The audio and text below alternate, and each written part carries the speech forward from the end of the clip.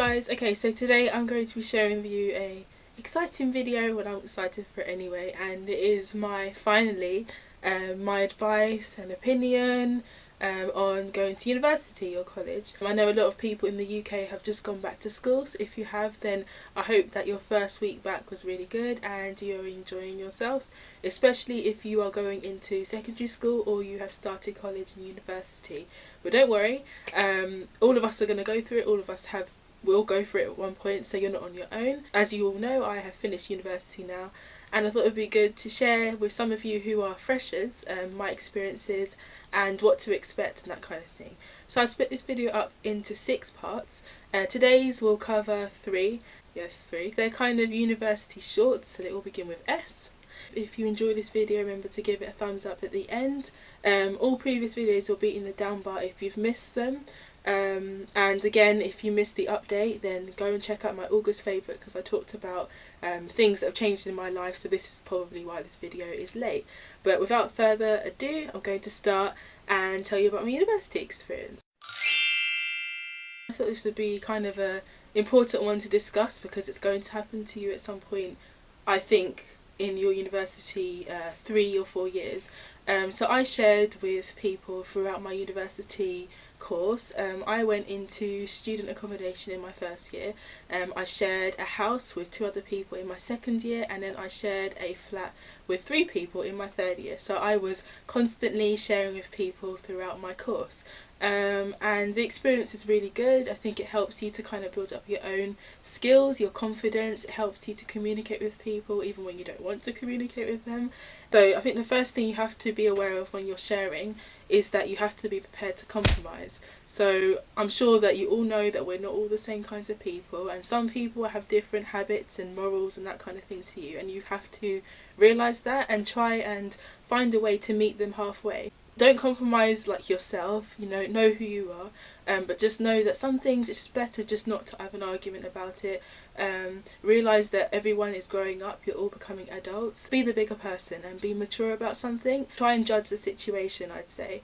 And if you can avoid arguing, just don't bother, because it's always awkward when you wake up in the morning or you have to meet up with your friends again and you've had this massive row and you haven't resolved it. So I'd say try not to be argumentative, try and be someone to listen, take time to talk about things if you're not understanding each other. Communicate, just keep communicating, and I assure you it's going to get a lot better. Whether that means tidying up your own plates, whether that means tidying up the bathroom after you've used it, opening up the door or the window of the bathroom to get the steam out when you've used the shower. One thing that annoyed me was water on the floor when people use the bath or the shower, and I hated it. It was like swimming. Sometimes it would be like the whole room would be flooded, and it would just irritate me so much. Another thing I learned when I was at uni, if you don't do it, it probably won't be done. And that's kind of just saying, sometimes when it does come to chores, when it comes to clearing up, when it comes to sweeping, when it comes to emptying your bins, sometimes some people can be quite lazy and they forget. Or when it's finals week, trust me, nobody cares about washing up, nobody cares about the cleaning. It will just go and there will be absolutely just stacks of dishes left. So be aware of that if you're in your finals year. But sometimes if you want something done, the saying when they say if you want a job doing, do it yourself. I generally think that is so true when it comes to university. You can't depend on each other to do everything. Sometimes you'll be telling people 5 times a day to do something. There was a situation in my second year where we had a guy who we didn't know living with us. It was a difficult situation. We tell him sometimes to help us clean, but if we'd left it, it would have just been absolutely disgraceful. And I'd do it myself, or I'd clean the surfaces sometimes when nobody else did it, and people would come in and say, wow, it looks clean in here, and you feel like you've done something and you feel a sense of achievement. Sometimes I felt like a bit of a slave, but at the end of the day, if you don't like something, there's probably a reason why you're so upset about it. Maybe it's so that you can improve it, and that hopefully by your actions that eventually the people begin to say, oh, that person's doing something about it, maybe I should do it. Hopefully that's kind of the idea. So fingers crossed that if you start doing something, then somebody else will look at your work and decide that they will do exactly the same. Try and share accommodation with people that are in the same course as you. And it sounds so obvious, but honestly it makes a world of difference. My first year I didn't really know anybody, so that was fine. Second year I shared with a friend, and again the random guy. This friend was not doing the same course as me, and I found that our friendship just started to really be on the rocks. We didn't talk about a lot of things because she'd go to her room, I go to mine, we close the door, we do our work, and we'd have nothing in common.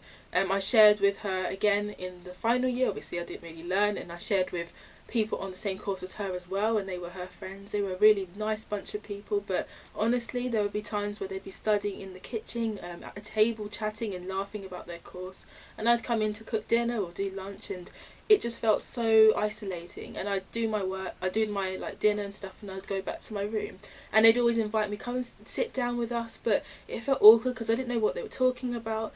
For the record, they were physiotherapists, medical terms, and it went over my head, honestly.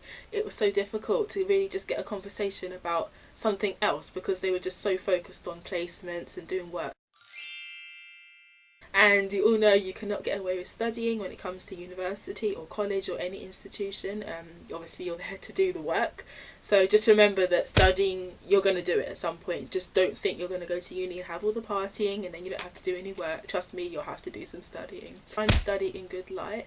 I know in winter it will be difficult because the light starts to fade. I think you need to be so aware when you're studying that you don't want to be half asleep and you're trying to like cram in all this information and then you just forget it because you haven't been awake. You know, try sitting by a window, try sitting in the park, sitting on the field, turn on a lamp if it's dark. Carry a good pair of earphones for the obvious reason that, you know, it'd be good to listen to music as you're studying, so wherever you go just make sure you have your earphones on your person. Sometimes it's good to have like earphones so you can block out all the distractions of like the library or the noise. I think if you're going to do some real hardcore studying, don't bother go to the group study area, just go to the private study and just do your work. I know the temptation is to kind of go to group study and feel all chilled about it, but honestly if you're not going to get any work done, don't even bother. Try doing your reading ASAP as well. Don't leave reading or anything like that until like weeks later. Honestly, if you keep organised and you write it all down, and you go and get the books from the library that you need, and then you kind of do your studying almost in the week, then you don't have to be running around last minute trying to gather all your notes for your seminars and then sitting in your seminars and feeling like an absolute idiot because you didn't do it and you did it like the night before, and they ask you questions and you're kind of like you know, it's not a good experience. Trust me, they're not impressed, the lecturers, if they ask you a question and they realise that you haven't done the work. Then you look like a fool and it looks like you're not taking your course seriously. And be really proactive when it comes to research as well. It will help you in the long run for sure. If you try to find a really good study spot that was not inside your bedroom, so say again your kitchen, your bathroom, I don't know, on the floor, in a field, on a park bench, somewhere that you know as soon as you're going to sit down in that spot you are going to focus, and that's what you're going to do. You're going to study and you're going to get something good out of it. My room was the best place for me personally, but find your own study spot. You're your own person, you know what you're like, you know if you're able to learn through noise, or you're able to learn when it's quiet, or you can learn when it's early morning or when you're lying in your bed. Some people said they were able to study when they were sitting in bed, which I did not understand because I can't do something like that. But again, you know yourself, so just be yourself and remember that at the end of the day you're going to be the one taking the exam, so you want to do your best. Like, don't try and copy other people, do what you think is right, and then that will work out, hopefully. It is okay to go off and study. Gosh, it sounds like I'm being a right, like, study, don't socialise. But honestly, like, if you're in a group and you're chatting and then you realise, oh my goodness, I've done no work today, don't be afraid to say, guys, excuse me, like, it's great been chatting to you and everything, catching up, but I have to do work. Like, people might look at you like, huh? But honestly, like, if you're going to sit there and just talk and you know in the back of your mind that you have literally done no work, then there's no point sitting there and keeping on talking. Like, you know, people might call you a geek, people might call you a nerd, people might say, oh, you're too focused on your studying. There is a time to study and there is a time to play and there is a time to chat. Dissertation supervisors, they are your lifeline. Dissertation supervisors or tutors in general are amazing. Like, if you have one and they give you one, then please make the most of your time with them and make sure that you book appointments. They do tell you that it's up to you to book your appointments. Don't rely on them emailing you and telling you, oh, come and meet me at 5 o'clock or whatever, it's up to you. A little backstory on my situation. So I had a dissertation supervisor for a couple of weeks, and I honestly don't think that we clicked very well.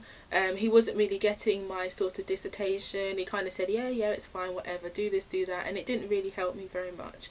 Anyway, he did leave in the end, and I had to be assigned a new one, and obviously I was so upset because it was really getting late into my study period, and I was getting close to actually writing my dissertation, so I was thinking this is such a bad time for this guy to leave. Anyway, they gave me a new dissertation supervisor, and he was amazing. Honestly, like, he really turned my dissertation around. Like, he was bold enough to tell me, you know what, you're going down the wrong path, this is wrong, do you even know what you're studying? He asked me those questions that I was like, whoa, and it made me think. And then when I had to go away and think about it, I realised I don't know what I'm doing. I don't know what this is about, I don't know what I'm studying, and it just kind of helped me to turn it around. And then it came to like February time, and I thought I was on track, and I was just doing so much better. And you can see in the way that we were talking about my dissertation that it was just getting better and better all the time. And I email them constantly. This is what their job is. They're getting paid for it. Hello, don't get upset. Like, don't think that, oh, I'm being too much. You know, hey, don't feel bad about like emailing them and saying, please, can I talk to you? You know, if you're stressed out, don't just keep it in. Go and talk to somebody about it. I think I'm more of a spender than a saver. I'm going to be honest and say that I did spend a lot of money when I was at uni, especially in the first week in my first year. Let's be honest, we've all had baked beans and toast for dinner at some point. I definitely had that. I put my hand up and say I did. And you try and find ways to cut back on, you know, especially excessive saving. So whether that be writing a shopping list or kind of like doing a spreadsheet. Some people actually did like a spreadsheet and just wrote out all their expenses, so like clothes, your bills, that kind of thing. You could cut back on the laundry. I'm not going to say don't do any because that's disgusting, but honestly it came down to a point where my laundry pile was like this high, and I hadn't done it for like I'd say, I'm really embarrassed to kind of say, about 4 weeks, a month, and it was kind of disgusting. But that was literally when everything was crazy. Everything was just crazy. Okay, so when it comes down to like food and stuff, I think like I'd recommend, if you live in the UK, then you'd know, you'd know that there are like certain supermarkets that you can go to save money, such as Aldi or Lidl. Obviously, I definitely recommend Aldi. And I'd recommend like going to these kind of supermarkets to pick up things like, I don't know, cupboard food, things that have a longer shelf life. On my own personal experience is, it's better to get fresh fruit and veg and fresh produce from like bigger supermarkets, so like Tesco and Asda and Morrisons, simply because the stock's bigger and it's more likely to be refreshed over time. If you can team up with your friends, with your housemates, you can get like a food shopping together, and it will help you save money. You only need to buy one bottle of tomato ketchup. You don't need like 5 bottles. Yeah, remember to use your student discount, and like shops like ASOS and I think like New Look, River Island, please use it because it's just going to help you a lot. So I think that's it for today's video. I hope that was really helpful to some of you. And like I said, part 2 is coming up next week, and I will be talking about socialising, be talking about snacking, and I'll be talking about style. So hopefully that you guys will stay tuned for that. If you want to ask me any questions, then remember there's a comment box. Leave me a comment or something. Hope you guys are doing great and have a great week, and I'll see you next time. Bye.